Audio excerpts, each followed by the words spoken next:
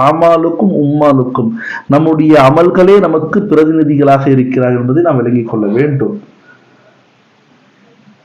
அந்த காலத்துல மாற்று சகோதரர் கூட வள்ளல்களாக இருந்தார்கள்.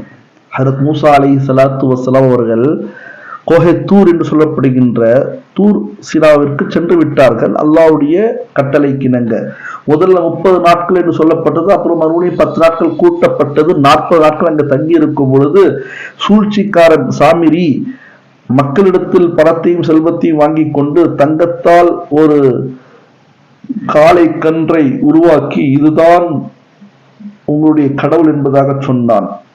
ஹஜ்ரத் ஜிப்ரீல் அலைஹிஸ்ஸலாத்து வஸ்ஸலாமுடைய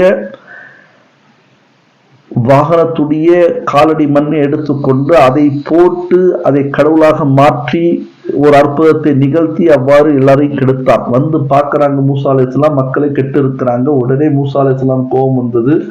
ஏன்னா இஸ்ராயலை அடிச்சவங்க அவங்க எல்லாருக்கும் தெரியும்.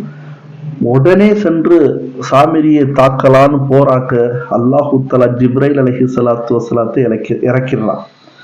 அவங்க தடுக்கிறாங்க. மூசா அல்லாஹ் ஒன்றும் செய்யக்கூடாது சொல்லிட்டான். உடனே ஹஜ்ரத் மூசா அலைஹிஸ்ஸலாத்து வஸ்ஸலாம் அல்லாஹ்ட்ட கேட்குறாங்க, இவ்வளோ பெரிய குற்றத்தை செஞ்சிருக்கான் அல்லாஹ், இவர் ஒன்றும் செய்யக்கூடாதான்னு கேட்கும் பொழுது, இல்லை விட்டுரு மூசா, என்ன மாதிரி கொடைவலெல்லாம் இருக்கான்.